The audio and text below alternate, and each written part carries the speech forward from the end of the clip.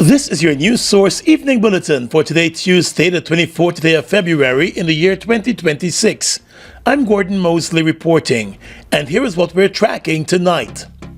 Thousands of Guyanese graced church and Irving streets here in Georgetown on Monday for the Mashramani float parade.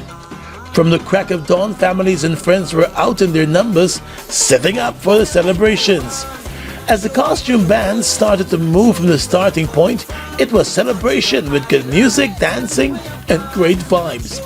The majority of bands represented various government ministries and departments, with just a few private bands. Jumping, you're repping, when you're whining, you're repping, always representing. I see you repping when you're venting, you're repping when you're drinking, you're repping, always representing. I say hello, hello, hello.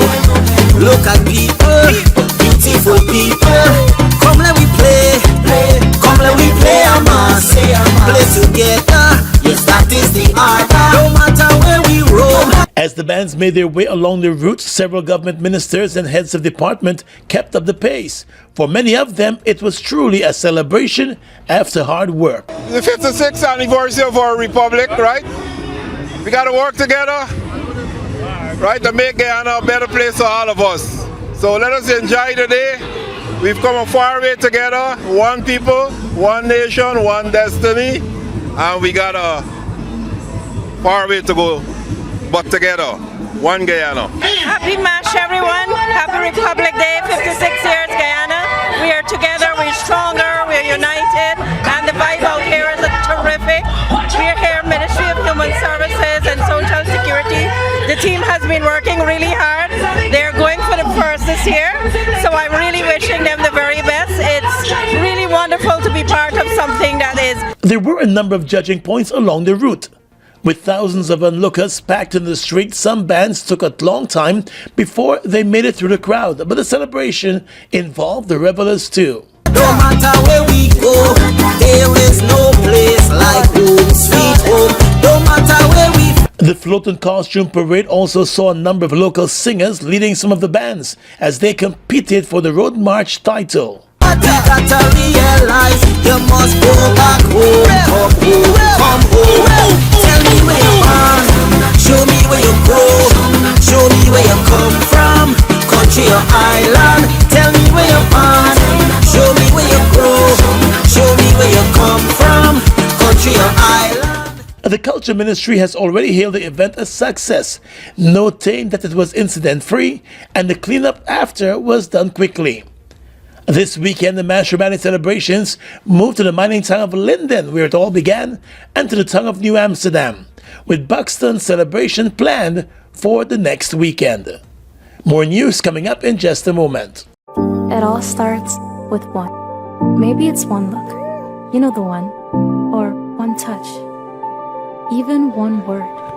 It can start with one step, or one promise, one thrill, one first time, one deep breath, one leap of faith, one day to remember, or one night to forget. One moment, so many stories that make up one crazy, average, everyday, fabulous life.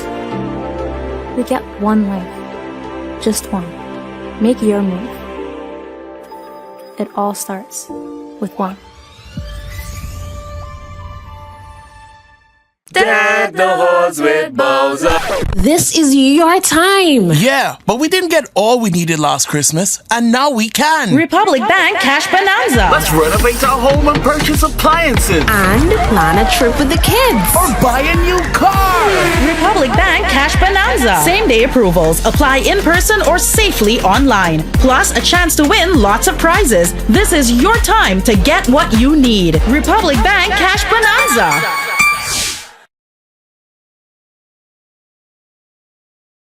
Driven by oil and gas, Guyana's economy is growing fast, projected to rise by over 16% in 2026. But growth isn't just numbers. It's a young graduate landing a first job, a small business receiving more work, families getting better roads, schools, and healthcare in their communities. So, pay attention, build your skills, and find your place. Since oil production started offshore, oil and gas companies have been investing in the long-term development of Guyana.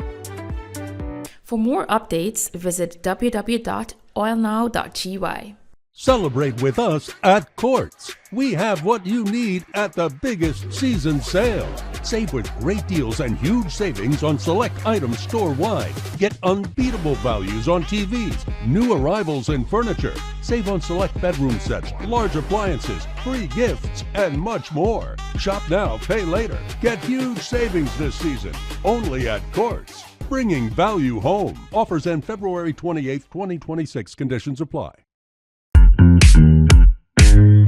Star Rentals is expanding, and we're hiring truck drivers. If you have a valid driver's license and a minimum of 5 years driving experience, we want to hear from you. Join a growing professional company offering attractive wages and benefits and a positive work environment. Apply in person at 21 Craig Street, Campbellville, Georgetown, or call 592-2263-020 today. Star Rentals, we've got you covered.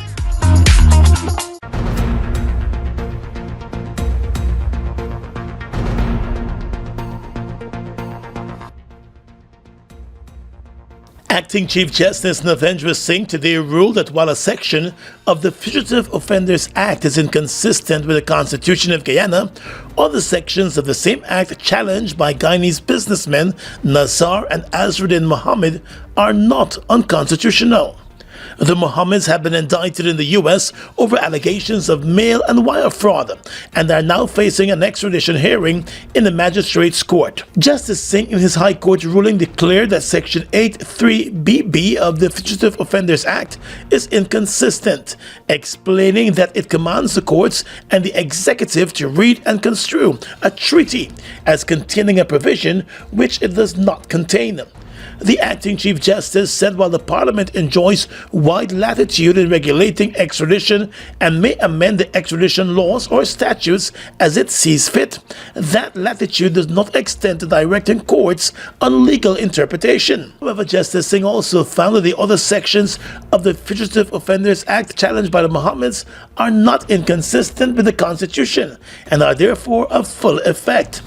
The Mohammeds, through their attorneys, including Senior Counsel Roysdale Ford, had argued that those sections were in violation of Article 122A of the Constitution, on the grounds that they empowered the minister to order the extradition of a person without due process through the magistrate's court, and therefore impose executive control over a judicial process.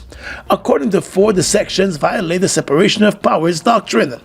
But the acting Chief Justice, in his ruling, said the interpretation was untenable, since on a basic reading of Section 8.3aa, it indicates that the section simply makes provisions for a person or fugitive to be committed to or kept in custody for the purpose of extradition, if the minister considers it necessary in the interest of justice. Further, he ruled that a safeguard against the onward extradition of a fugitive is embedded in the treaty. Outside the courtroom, Senior Counsel Ford said while the team welcomed the decision of the court to strike out a section of the Fugitive Offenders Act, it will be challenging the other aspects of the ruling. The Chief Justice this morning ruled in favor of ourselves in relation to one order, which we believe is the main plank of the case that we brought before the court, which dealt with the provision that required the minister and the courts to read in a certain section into the law. We believe that the Chief Justice is correct in that. He would have ruled in relation to the other application, the other orders that we sought, he would have dismissed them. We would most likely be filing an appeal in relation to those relief that he did not grant. Ford is of the opinion that today's ruling affects the manner in which the extradition proceedings have been conducted to date.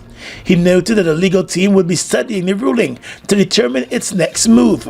However, Attorney General Nandlall said that the court's ruling with regards to Section 8.3bb is inconsequential and will have no effect on the ongoing extradition committal proceedings in the lower court. The Chief Justice essentially dismissed the claim and ruled that almost all the sections that they challenged were consistent with the Constitution and therefore did not violate the Constitution. The Chief Justice ruled that one minor subsection of the act was unconstitutional. Significantly, that minor subsection has no impact whatsoever on the extradition process. At the heart of the challenge is a concern that under the current framework, there is no safeguard in place to prevent the Mohammeds from being extradited to a third state. But the Attorney General said it is a non-issue. He said the U.S. has given an undertaking that should the Mohammeds be extradited, they will not be extradited to a third state. He said, added to that, the treaty prohibits extradition to a third country unless it is sanctioned by a minister. According to the Attorney General, the course is now clear for the committal proceedings in the Magistrates Court against Nazar and Azruddin Mohammed to continue. Attorney General and Minister of Legal Affairs Senior Counsel Nandlall has once again expressed his grave concern over the pace of the extradition case against businessman and opposition leader Azruddin Mohammed and his father Nazar Mohammed in the Georgetown Magistrates Court. In an interview with reporters at the High Court this morning, the Attorney General said while the High Court has concluded a number of cases brought by the Mohammeds, including a challenge to sections of the Fugitive Offenders Act, the extradition committal proceedings continue to languish in the Magistrates Court. What is even more telling is the fact that the Chief Justice's previous ruling was appealed by the Mohammeds, and the appellate court has already given directions on how we are to proceed, and a date has already been fixed for the presentation of arguments. And yet, the magistrate court continues to be the subject of deliberate strategies to delay, both from the lawyers as well as from the subjects. It is now 4 months since the extradition proceedings commenced in the Magistrates Court before Principal Magistrate Judy Latchman. According to the Attorney General, since its commencement, the case has faced multiple delays. You're hearing fabricated medical explanations proffered. You're hearing explanations that one person was admitted to the hospital, when in fact, when the hospital records were checked, the person was never admitted. Photographs are taken with persons on a bed. Then you have another hair-raising tale about tires being slashed, about cars being broken into. All these are deliberate, concocted stories to dilate and delay the matter. And unfortunately, they seem to be yielding success in the Magistrates Court. The Attorney General said what is worse is that the Magistrates Court may be unfortunately lending assistance to what he called the shenanigans, alluding to the recent case involving one man, Ronnie Floyd Bino, in which he waived his right to challenge a request for him to be extradited to the U.S. The Attorney General said the Bino extradition case exemplifies how extraditions ought to be done. Mr. Nandlall said while Bino was remanded to prison pending his extradition to the U.S. for a minor criminal offense, the Mohammeds, who are wanted for international financial crimes, were granted bail, and their attorneys are now dragging out the process in the court. After more than a month, the first witness, the Permanent Secretary of the Ministry of Legal Affairs, Sharon Rupchan, remains on the stand. In extradition proceedings, the bundle that is the subject of the proceedings emanate from the requesting state.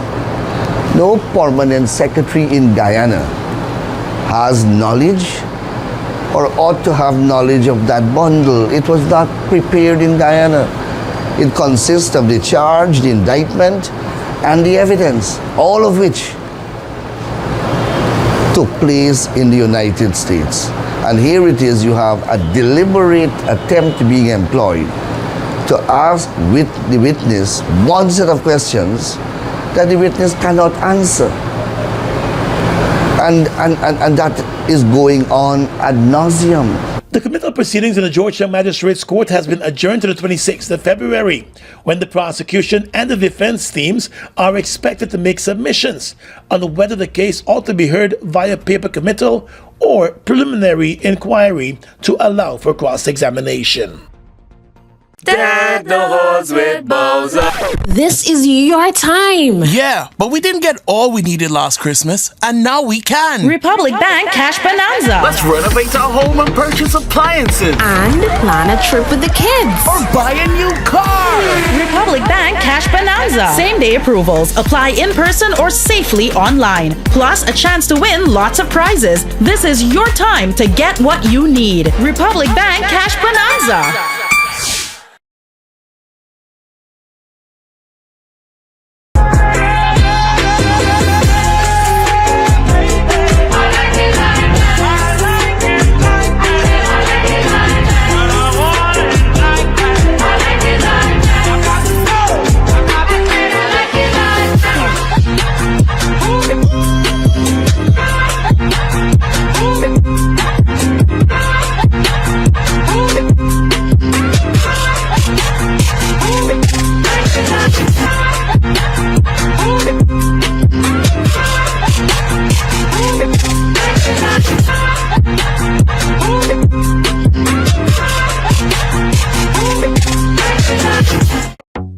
Washi. Hi people. Washing made so easy since I found Washi. Washing me use wash me clothes and I can say Washi soap powder wash clothes so nice. Washi soap powder leave your clothes color bright. Washi soap powder leave me clothes smelling nice, of course. So give thanks to Washi soap powder for doing my laundry right. Keep my clothes color bright. Have my clothes smelling nice for sure. I could not ask for more. Comes in lemon and original. It is a washing machine in a pack. Washi soap powder wash clothes so nice. Washi soap powder leave your clothes color bright. Washi soap powder have my clothes smelling nice, of course. Distributors located in the Stabrook Market. Guyana, get ready. Furthermore, in collaboration with Box and Falls NDC presents the most anticipated weekend of the year. This Box and Falls Mash Weekend 2026. We're kicking things off Thursday, March 5th with Jumpstart at Melanie Market Square.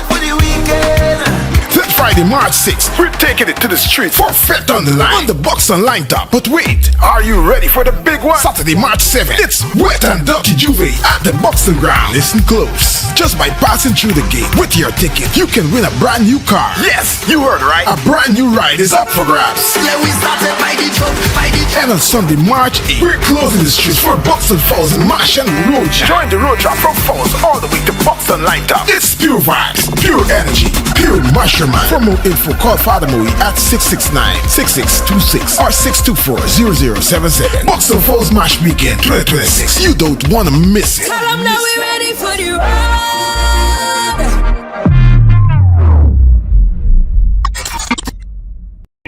Your business is built on hard work, vision, and the drive to succeed. At GBTI, we understand what it takes to grow. That's why we offer Grow, a small business service designed to help your business expand, adapt, and reach its full potential. From new opportunities to new milestones, we're here to support you every step of the way. Grow from GBTI. Progress starts here.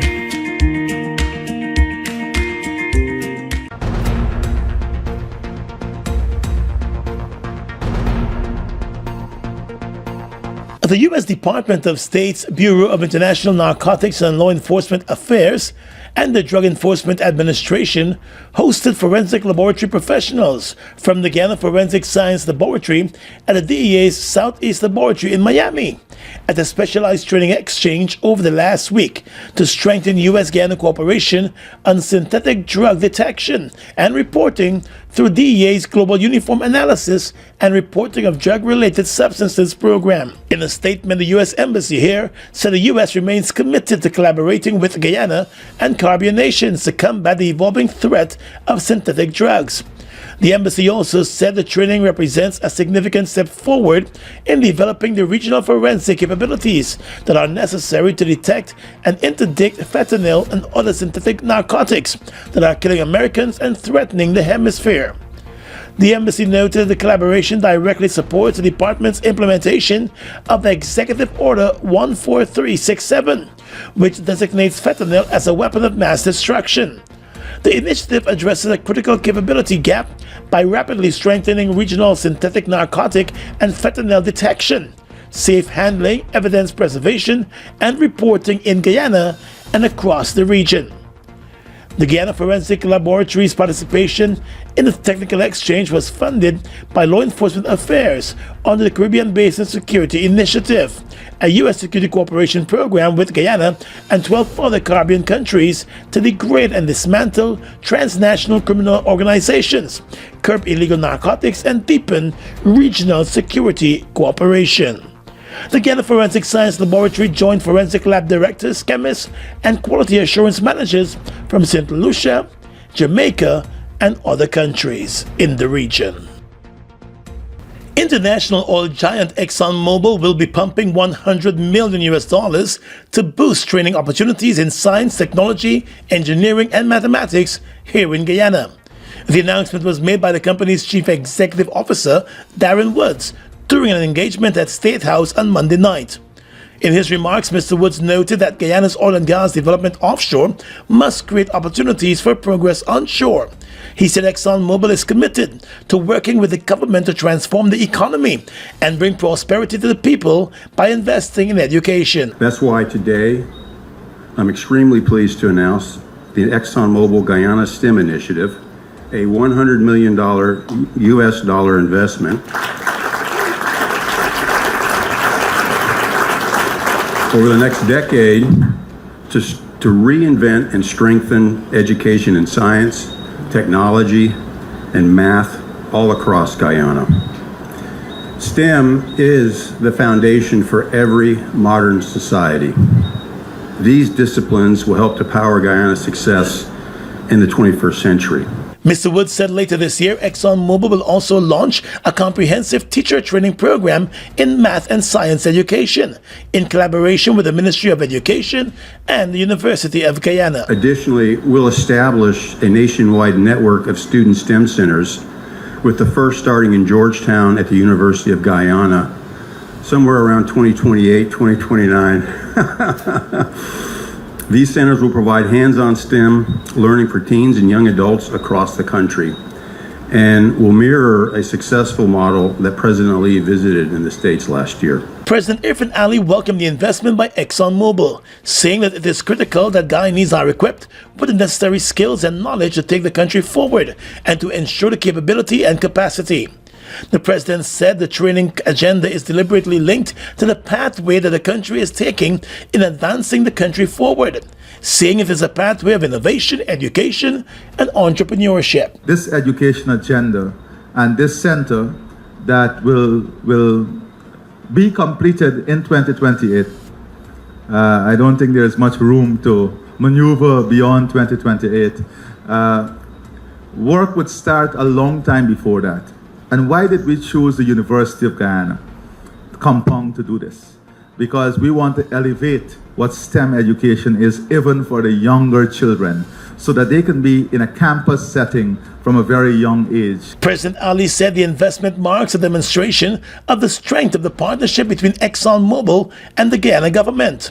Only last week, a $120 million technical training college was opened in Berbice, a joint partnership between ExxonMobil and the government of Guyana. Tributes have been pouring in following the death of a late leader of the Working People's Alliance and former government minister under the APNU-AFC administration, Dr. Rupert Roopnarine. Dr. Roopnarine passed away early yesterday morning. In a statement, the WPA described Dr. Roopnarine as a towering figure in Guyana's post-colonial struggle for bread, justice, and freedom. The WPA said it remembers Dr. Rupert Roopnarine as a revolutionary, an educator, and an artist who brought together the different strands of his work in a life of struggle for the betterment of his country, society, and the region. The party said he was unflinching in his belief that a better world is always possible, adding that Dr. Roopnarine embodied the principle of multiracialism in a Guyana that has been haunted by racial division and transcended race. The Working People's Alliance also said he will be remembered as the ultimate peacemaker and the politician who always sought to reach across the partisan divide, while always being guided by the interest of the collective people and the country at large. President Irfan Ali in a statement said while he and Rupnaraine sat on different sides of the political aisle, he always regarded Dr. Rupnaraine as belonging to the rare fellowship of men who wed thought to action and principle to sacrifice.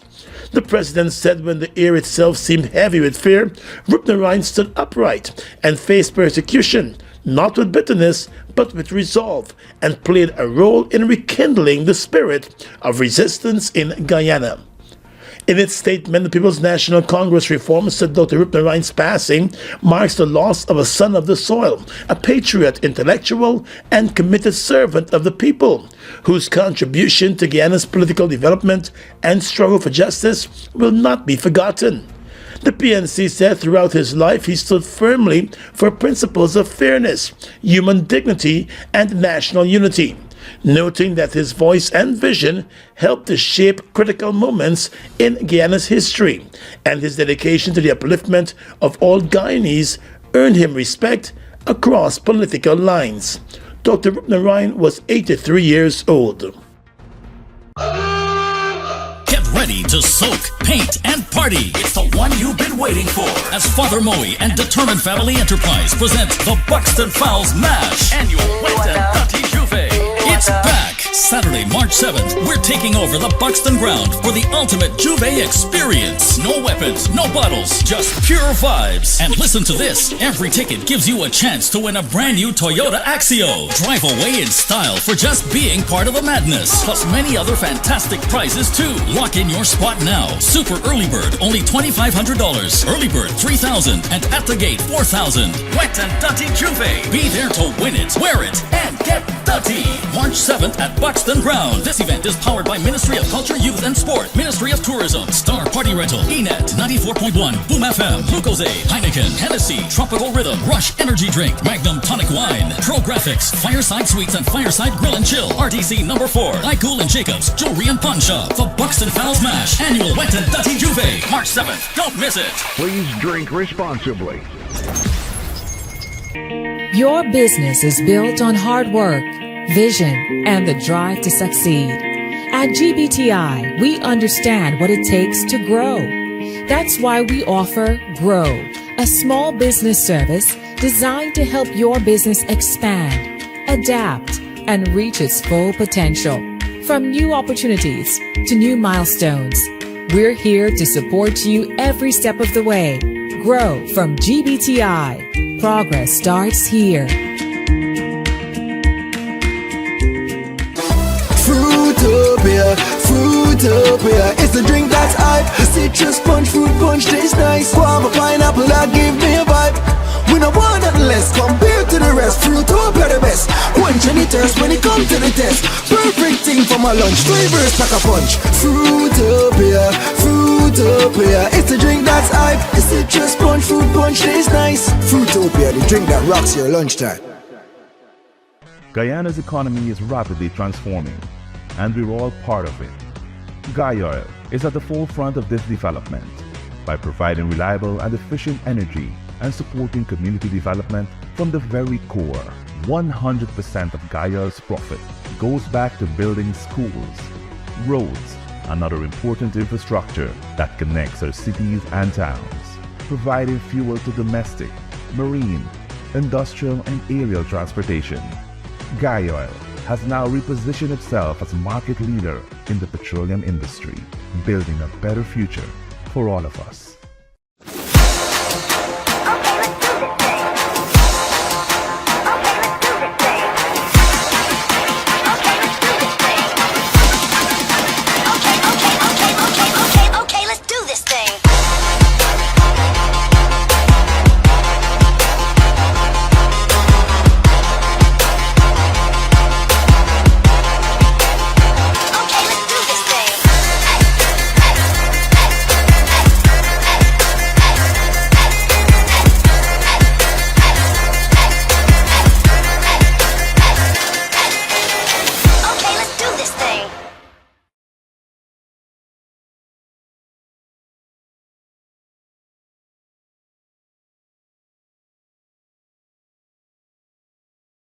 With your regional and international news tonight, I am Svetlana Marshall in the region. Trinidad's Prime Minister Kamala Persad-Bissessar has revealed that the United States government has requested a private meeting between U.S. Secretary of State Marco Rubio and her tomorrow in St. Kitts and Nevis, ahead of the start of CARICOM's plenary session in the afternoon period. Persad-Bissessar revealed this to Guardian Media Monday, following her arrival in St. Kitts and Nevis for the 50th Heads of Government meeting and her first since assuming office in April 2025. This will be their second high-level meeting, following the Prime Minister's visit to Washington on September 29. The Prime Minister left that meeting with the promise of an Office of Foreign Assets Control OFAC license to assume the Dragon gas deal with Venezuela. Rubio had publicly hailed her then as a strong leader who shares U.S. priorities on security and immigration. The Mexican military raid that killed the country's most wanted cartel leader on Sunday was President Claudia Sheinbaum's biggest bet yet, doubling down on her historic offensive against the country's most powerful organized crime groups, according to Reuters. The Mexican army launched a surprise operation on Sunday against El Macho, the shadow leader of the Jalisco New Generation cartel known as CJNG for its Spanish acronym. The cartel has rapidly become Mexico's largest and bloodiest gang. El Macho had a $15 million bounty on his head from U.S. authorities and was considered all but untouchable after he had evaded capture through multiple U.S. and Mexican administrations. His killing on Sunday, the biggest security-related operation in Mexico in at least a decade, marks a potential inflection point in the country's war against the cartels. The U.S., which provided intelligence support for the raid, has been pressuring Sheinbaum to do more to crack down on the cartels, with U.S. President Donald Trump repeatedly threatening to take unilateral military action in Mexico. For Sheinbaum, the raid was a successful way to send a signal to Washington that it can pull off sophisticated operations against the most powerful criminals in the country without U.S. troops on the ground. And finally tonight, international news.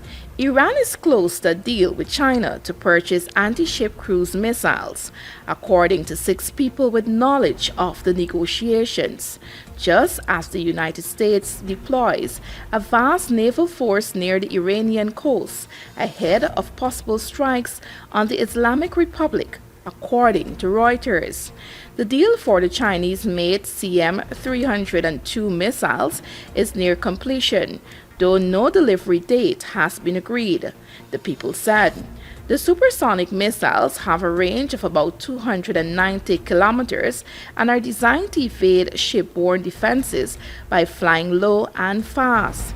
Their deployment would significantly enhance Iran's strike capabilities and pose a threat to U.S. naval forces in the region, 2 weapon experts said. Negotiations with China to buy the missile weapon systems, which began at least 2 years ago, accelerated sharply after the 12-day war between Israel and Iran in June, according to the 6 people with knowledge of the talks, including 3 officials who were briefed by Iranian government, as well as 3 security experts. As talks entered their final stages last summer, senior Iranian military and government officials traveled to China, according to 2 security officials. And that's your News Source Evening Bulletin for tonight. I'm Svetlana Marshall, wishing you a pleasant evening.